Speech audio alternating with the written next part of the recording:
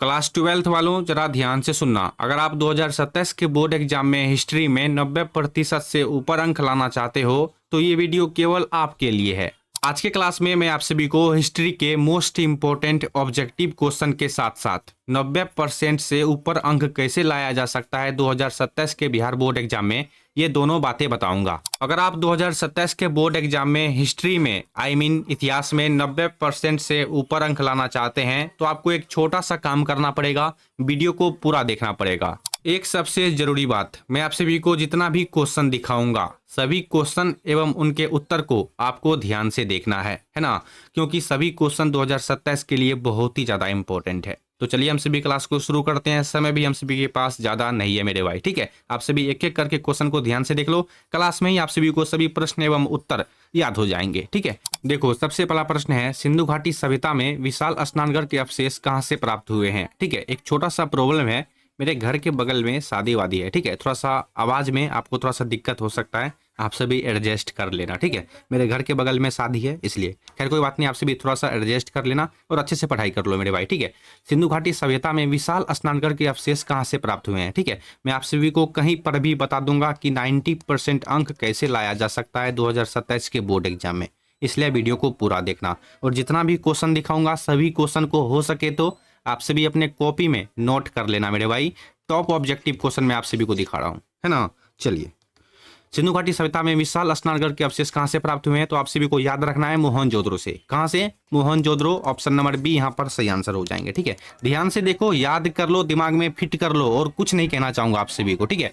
सिंधु घाटी सभ्यता में एक क्वेश्चन को, ठीक है, पहला नंबर का जो क्वेश्चन है 1 नंबर का, एक क्वेश्चन को 4 बार पढ़ो, 5 बार पढ़ो, लेकिन याद कर लो, फिर जाना कहीं दूसरे क्वेश्चन की ओर, ठीक है। याद क्या करो मेरे भाई। चलिए, याद हो गया आप सभी को। सिंधु घाटी सभ्यता में विशाल स्नानघर के अवशेष कहां से प्राप्त हुए हैं? तो मोहनजोदड़ो। ये सभी टॉप ऑब्जेक्टिव क्वेश्चन है, ध्यान से देखते जाओ, वीडियो को भगाना मत, ठीक है। भगा भगा के मत देखना, नहीं तो बाद में पछताओगे, ठीक है। चलिए, 2 नंबर का क्वेश्चन देखते हैं। किस शिलालेख में अशोक के कलिंग विजय का उल्लेख मिलता है? टॉप ऑब्जेक्टिव क्वेश्चन है ये सभी, टॉप, समझ रहे हो ना, ठीक है। किस शिलालेख में अशोक के कलिंग विजय का उल्लेख मिलता है? घर के बगल में शादी है, मैंने आप सभी को बता रखा है, थोड़ा सा दिक्कत सिक्कत, लेकिन पढ़ लेना, ठीक है। चलिए, 2 का सही जवाब। जितने बच्चे सोच रहे हो कि 13वें शिलालेख में, सबका सही आंसर है, ठीक है। ऑप्शन नंबर डी, किस शिलालेख में अशोक के कलिंग विजय का उल्लेख मिलता है? तो 13वें शिलालेख में अशोक के कलिंग विजय का उल्लेख मिलता है ना। चलिए, 3वां नंबर का क्वेश्चन, विजयनगर साम्राज्य की स्थापना, ठीक है, विजयनगर साम्राज्य की स्थापना के समय दिल्ली का सुल्तान कौन था? बहुत ही इंपॉर्टेंट है। विजयनगर साम्राज्य की स्थापना के समय, जब विजयनगर साम्राज्य की स्थापना हो रही थी तो उस समय दिल्ली का सुल्तान कौन था? यही क्वेश्चन है मेरे भाई, बहुत ही इंपॉर्टेंट है। 3 का सही जवाब है ऑप्शन नंबर बी, मोहम्मद बिन तुगलक, है ना। ऑप्शन नंबर बी यहां पर सही आंसर हो जाएंगे, ठीक है। चलिए, 4 नंबर का क्वेश्चन देखते हैं हम सभी। क्वेश्चन को ध्यान से देखते जाओ, याद करते जाओ, ठीक है। आइन ए अकबरी को कितने भागों में विभक्त किया गया है? बहुत ही इंपॉर्टेंट है। आइन ए अकबरी को कितने भागों में विभक्त किया गया है, इनका मतलब कितने भागों में बांटा गया है, ठीक है। तो 4 का सही आंसर ऑप्शन नंबर डी, 5 भागों में बांटा गया है, ठीक है। याद रखना आप सभी। 5 नंबर का क्वेश्चन, वीर कुंवर सिंह कहां के रहने वाले थे? बहुत ही इंपॉर्टेंट है। वीर कुंवर सिंह जगदीशपुर के रहने वाले थे, ठीक है। ऑप्शन नंबर बी यहां पर सही आंसर हो जाएंगे। वीर कुंवर सिंह मेरे भाई कहां के रहने वाले थे? वीर कुंवर सिंह जगदीशपुर के रहने वाले थे। ऑप्शन नंबर बी सही आंसर है, ठीक है। चलिए, 6 नंबर का क्वेश्चन। चलिए, मैं आप सभी को एक बात बता देता हूं कि 2027 के बोर्ड एग्जाम में हिस्ट्री में 90% अंक कैसे लाया जा सकता है, ठीक है। कैसे लाया जा सकता है 2027 के बोर्ड एग्जाम में हिस्ट्री में 90% से ऊपर अंक? तो आप सभी जरा ध्यान से सुनना, ठीक है। जब तक आप सभी का एग्जाम नहीं आएगा, ठीक है, जब तक आप सभी का एग्जाम नहीं आएगा, ध्यान से सुनना, ठीक है, तब तक मैं आप सभी को जितना भी हिस्ट्री का क्वेश्चन दिखाऊंगा, ठीक है। हिस्ट्री में होता क्या है? ऑब्जेक्टिव एंड सब्जेक्टिव, यही ना 2 टारगेट है, ऑब्जेक्टिव एंड सब्जेक्टिव, ठीक है। 2027 आते तक मैं आप सभी से चैलेंज करता हूं, मैं आप सभी को जितना भी ऑब्जेक्टिव एंड सब्जेक्टिव क्वेश्चन दिखाऊंगा, जितने भी बच्चे का टारगेट है कि मेरा 90% से ऊपर अंक आना चाहिए 2027 के बोर्ड एग्जाम में, अभी से ध्यान से सुन लो आप सभी, ठीक है। मैं आप सभी को जितना भी ऑब्जेक्टिव या फिर सब्जेक्टिव क्वेश्चन दिखाऊंगा, अगर आप सभी सभी ऑब्जेक्टिव एंड सब्जेक्टिव क्वेश्चन को अच्छे से याद कर लेते हो, तो कॉपी में नोट कर लेते हो, तो दिमाग में फिट कर लेते हो, तो मैं 100% वादा करता हूं आप सभी का 90% से ऊपर अंक, 95% अंक भी बहुत बच्चे ला पाएंगे, ठीक है। मैं वादा करता हूं आप सभी का, ठीक है। बहुत कम से कम 90% अंक तो फिक्स है मेरे भाई, फिक्स है, 90% आएगा ही आएगा आप सभी का, है ना। आप सभी समझ गए होंगे मैं क्या बोलना चाह रहा हूं, ठीक है। 2027 आते तक मैं आप सभी को जितना भी ऑब्जेक्टिव एंड सब्जेक्टिव क्वेश्चन दिखाऊंगा, बस आप सभी को सभी ऑब्जेक्टिव एंड सब्जेक्टिव याद करना है, याद करना है। अगर 90% अंक लाना है, अपना नाम रोशन करना है अपने मम्मी पापा का, तो सभी ऑब्जेक्टिव एंड सब्जेक्टिव क्वेश्चन को आपको ध्यान से पढ़ना पड़ेगा। खैर आगे आपकी मर्जी है, मेरा काम है आप सभी को सिर्फ समझाना और टारगेट करना, ठीक है। आप सभी को एग्जाम में खुद लिखना पड़ेगा, एग्जाम में खुद आपको लिखना पड़ेगा, ठीक है। चलिए 6 नंबर का, अशोक किस वंश के शासक थे? बहुत ही इंपॉर्टेंट है, अशोक किस वंश के शासक थे?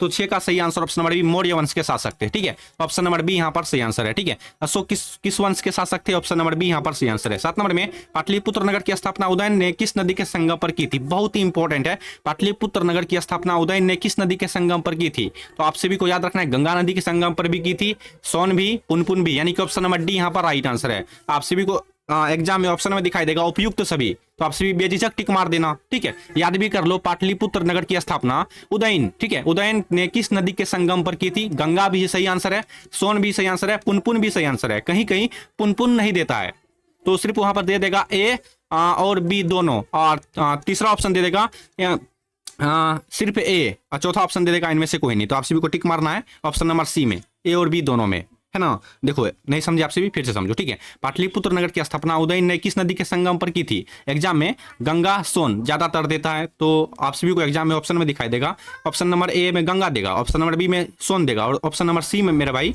ऑप्शन नंबर सी में आपको ए और बी दोनों देगा, और चौथा दे देगा आप सभी को इनमें से कोई नहीं। तो आप सभी को ऑप्शन नंबर सी में टिक मारना है, समझ गए होंगे आप सभी, ठीक है। चलिए, मनुस्मृति में कितने प्रकार के विवाहों का उल्लेख किया गया है? मनुस्मृति में कितने प्रकार के विवाहों का उल्लेख किया गया है? बहुत इंपॉर्टेंट है, 8 प्रकार के विवाहों का उल्लेख किया गया है, ऑप्शन नंबर सी आपको याद रखना है, ठीक है। चलिए मेरे को पेन का कलर चेंज करने दो, तब तक आप सभी वीडियो को लाइक कर देना, ठीक है। जितने बच्चे अभी तक वीडियो को लाइक नहीं किए हो, वीडियो को लाइक करो फटाफट, चैनल को सब्सक्राइब कर लो, ठीक है। चलिए, मनुस्मृति में कितने प्रकार के विवाहों का उल्लेख किया गया है? ऑप्शन नंबर सी यहाँ पर राइट आंसर हो जाएंगे, ठीक है।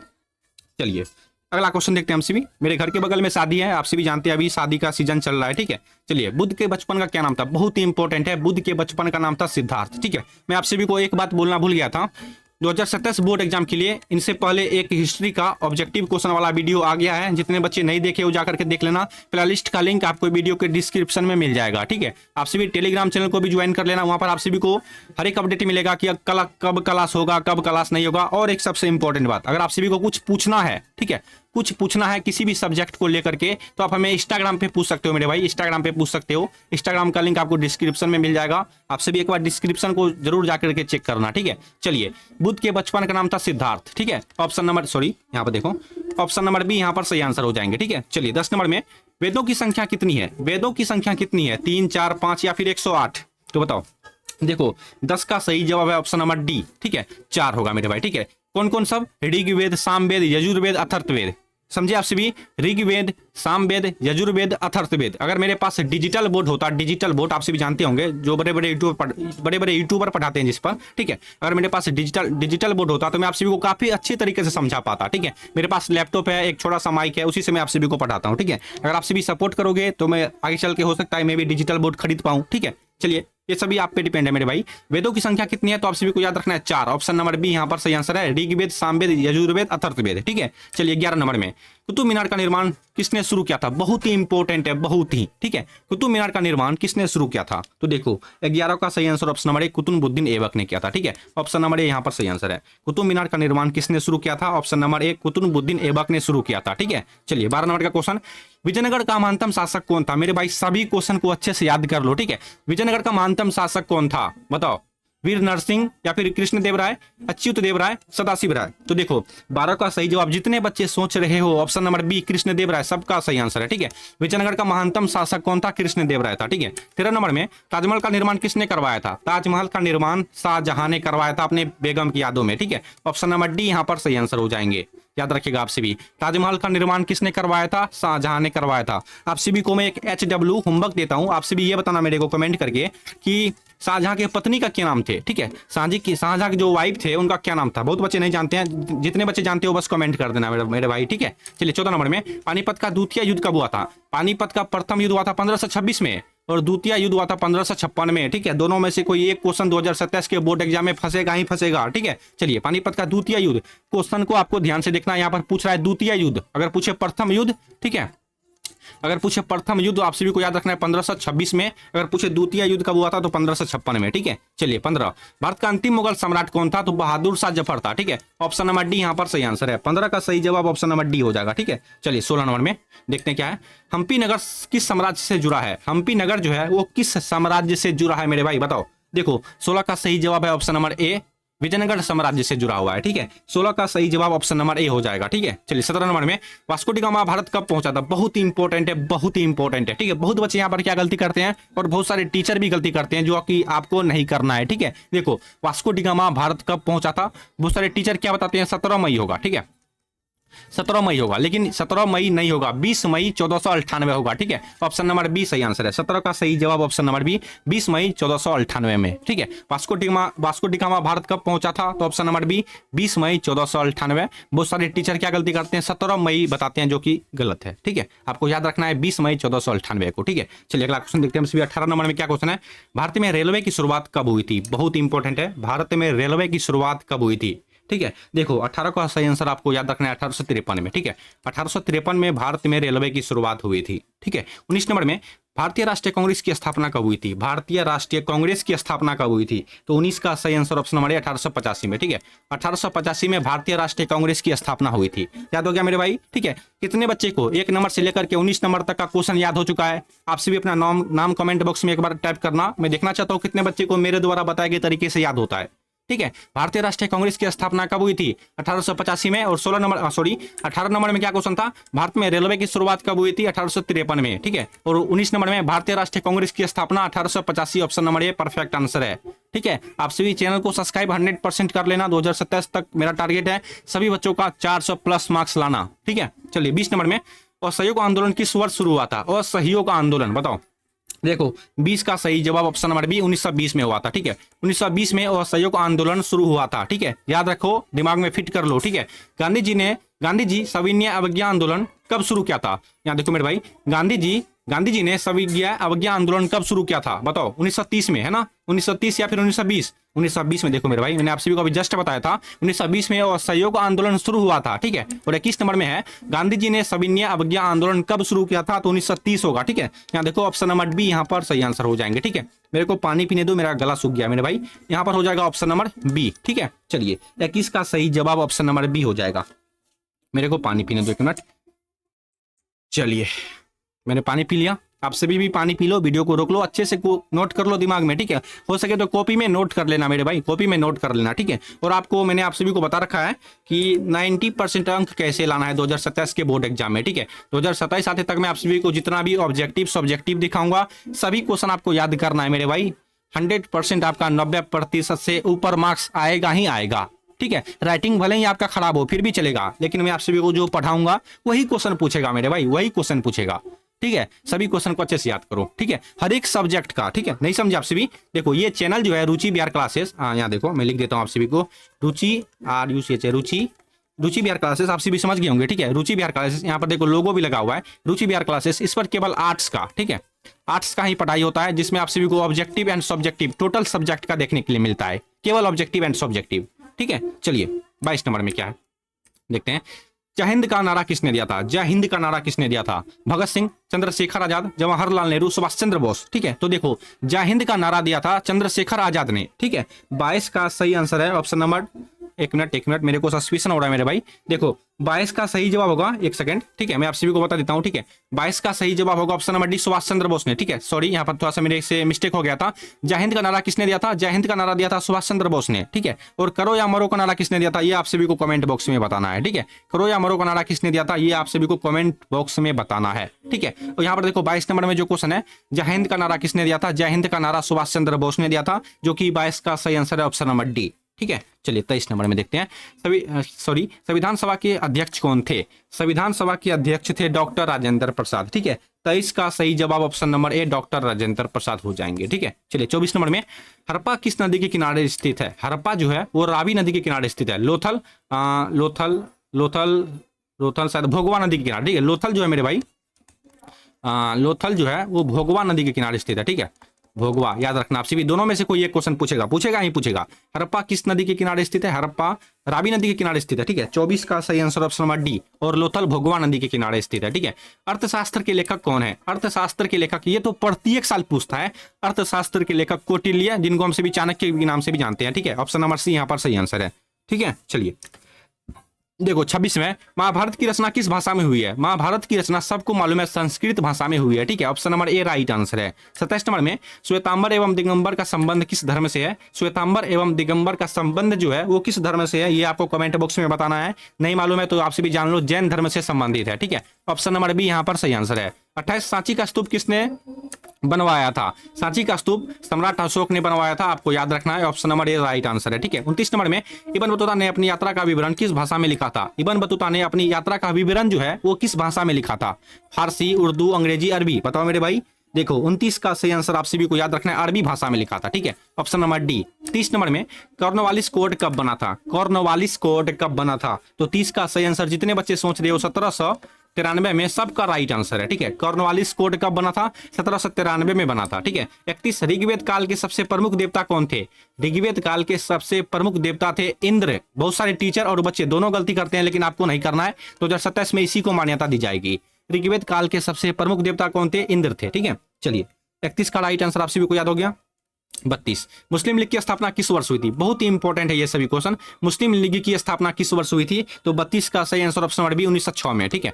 1906 में, ठीक है, याद रखना। मुस्लिम लीग की स्थापना किस वर्ष हुई थी? 1906 में हुई थी, ठीक है। और आप सभी को याद रखना है मेरे भाई, याद रखना। और मैं आप सभी को क्या बोल रहा था, मेरे को याद रखना है। आप सभी को याद है ना कि हम सभी को 90% से ऊपर अंक लाना है 2027 के बोर्ड एग्जाम में। और कैसे लाना है मैंने आप सभी को बता रखा है, ठीक है। चलिए, और इनसे पिछले वाले क्लास को, यानी कि हिस्ट्री वाले, यहाँ देखो मेरे भाई, हिस्ट्री का इनसे पहले भी एक क्लास हो चुका है 2027 के लिए। जितने बच्चे नहीं देखे वो जाकर के देख लेना, लिंक आपको वीडियो के डिस्क्रिप्शन में मिलेगा, जाकर के चेक कर लेना, ठीक है। चलिए, मेगास्थनीज भारत में किसके दरबार में आया था? मेगास्थनीज भारत में किसके दरबार में आया था? तो 33 का सही आंसर है ऑप्शन नंबर ए, चंद्रगुप्त मौर्य के दरबार में आया था, ठीक है। चलिए, मेगास्थनीज भारत में किसके दरबार में आया था? ऑप्शन नंबर ए, चंद्रगुप्त मौर्य के दरबार में आया था, ठीक है। 34 द्वितीय विश्व युद्ध किस वर्ष शुरू हुआ था? द्वितीय विश्व युद्ध किस वर्ष शुरू हुआ था? देखो 34 का सही आंसर है ऑप्शन नंबर बी 1939 में, ठीक है। द्वितीय विश्व युद्ध किस वर्ष शुरू हुआ था? 34 का सही आंसर ऑप्शन नंबर बी होगा, ठीक है। 35 किताब उल हिंद के लेखक कौन है? किताब उल हिंद के लेखक कौन है? बहुत सारे बच्चे जानते हैं और बहुत सारे बच्चे नहीं जानते हैं, लेकिन मैं बताऊंगा, ठीक है। देखो 35 का सही answer option number B Al-Biruni, ठीक है। ऑप्शन नंबर बी यहाँ पर सही आंसर हो जाएंगे मेरे भाई, ध्यान से देखते जाओ बस। किताब उल हिंद के लेखक है अल-बरूनी, ठीक है। 36 हड़प्पा सभ्यता का सबसे बड़ा नगर कौन सा है? हड़प्पा सभ्यता का सबसे बड़ा नगर कौन सा था? तो मोहनजोदड़ो होगा, ठीक है। Option number C right answer है। 36 का सही जवाब ऑप्शन नंबर सी। 37 नंबर देखें, चलिए, भक्ति आंदोलन का उत्तर भारत में आरंभ किसने किया था? भक्ति आंदोलन का उत्तर भारत में आरंभ किसने किया था? रामानंद ने किया था, ठीक है। ऑप्शन नंबर सी हो जाएगा। ध्यान से देखते जाओ बस, आप सभी से यही एक रिक्वेस्ट है, ध्यान से देखो, वीडियो को लाइक कर दो, मेरे को भी सपोर्ट मिलेगा ताकि मैं आप सभी के लिए आगे क्लास लाता रहूं, ठीक है। भक्ति आंदोलन का उत्तर भारत में आरंभ किसने किया था? रामानंद ने किया था, ठीक है।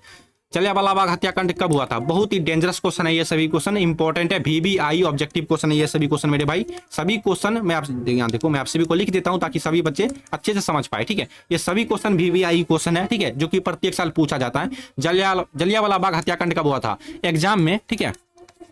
एग्जाम में आप सभी को कॉपी में किस तरीका से लिखना है मैं आप सभी को ये भी बताऊंगा, ठीक है। आप सभी चैनल को सब्सक्राइब करके रखना, कब आ जाएगा वीडियो किसी को नहीं पता है, ठीक है। जलियांवाला बाग हत्याकांड कब हुआ था? 13 अप्रैल 1919 को, ठीक है। इसलिए बोलता हूं आप सभी टेलीग्राम चैनल को ज्वाइन कर लिया करो, ठीक है। टेलीग्राम का लिंक आपको वीडियो के डिस्क्रिप्शन में मिल जाएगा। कब क्लास होगा कब नहीं होगा सब कुछ पता चल जाएगा आपको मेरे भाई, ठीक है।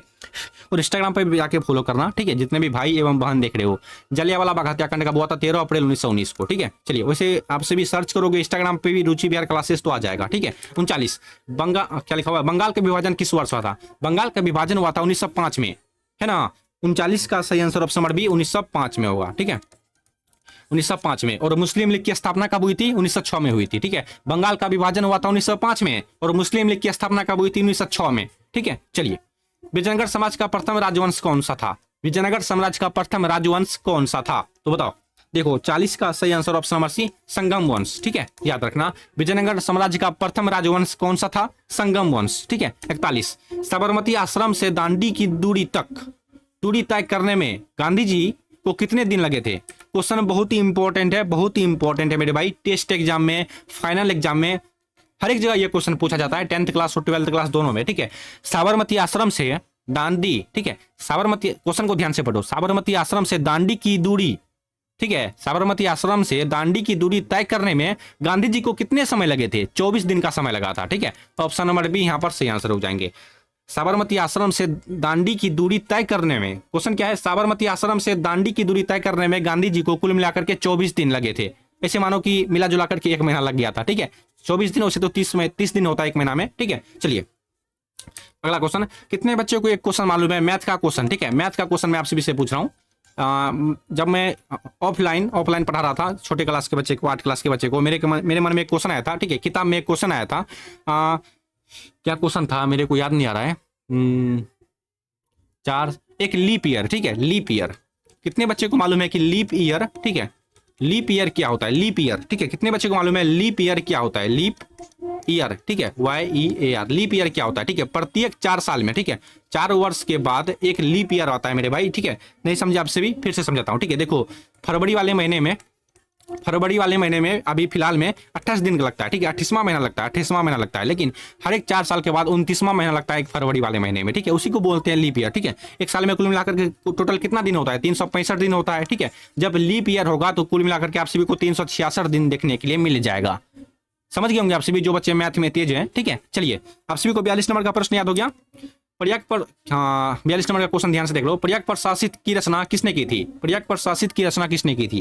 तो 42 का सही answer option number C Harisena ने की थी, ठीक है। चलिए 43 नंबर में, अकबरनामा के अनुसार भूमि को कितने भागों में बांटा गया था? अकबरनामा के अनुसार भूमि को कितने भागों में बांटा गया था? तो देखो 43 का सही आंसर ऑप्शन नंबर सी होगा, 4 भागों में बांटा गया था, ठीक है। अकबरनामा के अनुसार भूमि को कितने भागों में बांटा गया था? 4 भागों में कुल मिलाकर के बांटा गया था, ठीक है। चंपारण सत्याग्रह का संबंध किस राज्य से है? चंपारण सत्याग्रह, जैसे ही चंपारण का नाम सुनोगे तो बिहार में टिक मार देना, ठीक है। ऑप्शन नंबर बी, जब राज्य पूछे तब आपको टिक मारना है बिहार में, ठीक है। चलिए दिल्ली चलो का नारा किसने दिया था? 45 नंबर में है, दिल्ली चलो का नारा किसने दिया था? यहां पर होगा मेरे भाई, देखो 45 का सही जवाब होगा option number B, Subhash Chandra Bose होगा, ठीक है। दिल्ली चलो का नारा किसने दिया था? सुभाष चंद्र बोस ने दिया था, ठीक है। 46 यानी कि 46 नंबर में, कैबिनेट मिशन के अध्यक्ष कौन थे? कैबिनेट मिशन के अध्यक्ष कौन थे? तो देखो 46 का सही जवाब है ऑप्शन नंबर ए, पैथिक लॉरेंस, ठीक है। ऑप्शन नंबर ए राइट आंसर है। कैबिनेट मिशन के अध्यक्ष कौन थे? पैथिक लॉरेंस, ठीक है। 47 नंबर में, जैन धर्म के 24वें तीर्थकर कौन थे? जैन धर्म के 24वें तीर्थकर कौन थे? तीर्थकर गुरु बोलो, बात एक ही होता है। जैन धर्म के 24वें तीर्थकर कौन थे? तो 47 का सही आंसर है option number C, Mahavir Swami, ठीक है। Option number C right answer है, ठीक है। चलिए मुगल दरबार में अभिवादन का तरीका निम्न में कौन सा था? मुगल दरबार में अभिवादन का तरीका जो है वो निम्नलिखित में कौन सा था? तो देखो इनमें से सभी था, ठीक है। कोर्निश, सजदा, पायबोस, यानी कि ऑप्शन नंबर डी यहाँ पर राइट आंसर है, ठीक है। चलिए समझ गए आप सभी, मुगल दरबार में अभिवादन का कौन सा तरीका था? तो ऑप्शन नंबर डी यहाँ पर राइट आंसर है। आप सभी अच्छे से देख लो, देख लिए, स्क्रीनशॉट ले लो, कॉपी में नोट कर लो मेरे भाई, बस यही मैं आप सभी से कह सकता हूँ। 49 मैं आप सभी को टोटल 50 क्वेश्चन दिखाऊंगा आज के क्लास में भी, ठीक है। जितना भी क्लास होगा सभी क्लास में आप सभी को 50 टॉप 50 ऑब्जेक्टिव क्वेश्चन देखने के लिए मिलेगा, ठीक है। क्योंकि मेरे पास एक ही बंदा है जो काम करता है, जो कि सिर्फ वीडियो एडिट करता है और थंबनेल को डिजाइन करता है, ठीक है। क्वेश्चन बनाता हूँ मैं, पढ़ाता हूं मैं, ठीक है। रेतवाड़ी व्यवस्था सर्वप्रथम कहां लागू की गई थी? रेतवाड़ी व्यवस्था सर्वप्रथम कहां लागू की गई थी? तो आप सभी को याद रखना है मद्रास, प्रेसिडेंसी में, ठीक है। ऑप्शन नंबर सी 49 का right answer option number C को आप मद्रास में, सीधा समझो मद्रास में आप सभी को, ठीक है। ज्यादातर एग्जाम में मद्रास ही ऑप्शन में दिखाई देता है, मद्रास, ठीक है। चलिए रेतवाड़ी व्यवस्था सर्वप्रथम कहां पर लागू की गई थी? मद्रास में लागू की गई थी। और आज की वीडियो का सबसे लास्ट क्वेश्चन है, भारत का लौह पुरुष किसे कहा जाता है? आयरन मैन, ठीक है। आयरन मैन आप सभी कार्टून देखे होंगे, आयरन मैन। भारत का लौह पुरुष, ठीक है, क्वेश्चन है, भारत का लौह पुरुष किसे कहा जाता है? बताओ, आप सभी बताओ मेरे को, मैं पानी पीता हूं। चलिए नहीं मालूम है आप सभी को तो याद रखना मेरे भाई, जितने बच्चे को नहीं मालूम है, सरदार वल्लभ भाई पटेल को भारत का लौह पुरुष कहा जाता है, ठीक है। ऑप्शन नंबर ए यहाँ पर राइट आंसर है ये, ठीक है। भारत का लौह पुरुष किसे कहा जाता है? ऑप्शन नंबर ए यहाँ पर राइट आंसर हो जाएंगे, ठीक है। भारत का लौह पुरुष किसे कहा जाता है? सरदार वल्लभ भाई पटेल को कहा जाता है, ठीक है। तो प्यारे बच्चों, आज की क्लास में मैंने आप सभी को 2027 बिहार बोर्ड एग्जाम के लिए टॉप, ठीक है, टॉप 50 ऑब्जेक्टिव क्वेश्चन दिखाया हूं। ये जितना भी ऑब्जेक्टिव क्वेश्चन है, टोटल ऑब्जेक्टिव क्वेश्चन 2027 में 100% यहाँ से बहुत सारे क्वेश्चन आपको देखने के लिए मिल जाएंगे, ठीक है। अगर आपको 2027 के बोर्ड एग्जाम में हिस्ट्री में किसी भी सब्जेक्ट में 90% से ऊपर अंक लाना है तो आप सभी चैनल को अभी तुरंत सब्सक्राइब कर लो, क्योंकि इस चैनल पर आप सभी को आर्ट्स से में जितने भी सब्जेक्ट होते हैं, Hindi, history, geography, political science, psychology, philosophy, ठीक है, जितना भी सब्जेक्ट होता है सभी सब्जेक्ट का ऑब्जेक्टिव एंड सब्जेक्टिव क्वेश्चन आप सभी को फ्री में करवाया जाएगा, ठीक है। और हर एक बच्चों का टारगेट है 400 से ऊपर मार्क्स लाना, ठीक है। मैं आप सभी को केवल ऑब्जेक्टिव एंड सब्जेक्टिव क्वेश्चन ही दिखाता हूँ, ठीक है। फिलहाल के लिए आप सभी को ये वीडियो कैसी लगी ये कमेंट बॉक्स में जरूर बताइएगा, और किस टॉपिक पे आप सभी को वीडियो चाहिए ये भी कमेंट कर दीजिएगा, ठीक है। चैनल को सब्सक्राइब करना मत भूलिएगा, दोस्तों के साथ शेयर करना भी मत भूलिएगा, ठीक है। फिलहाल के लिए हम सभी मिलते हैं अगले वाले वीडियो में, तब तक के लिए जय हिंद, जय भारत।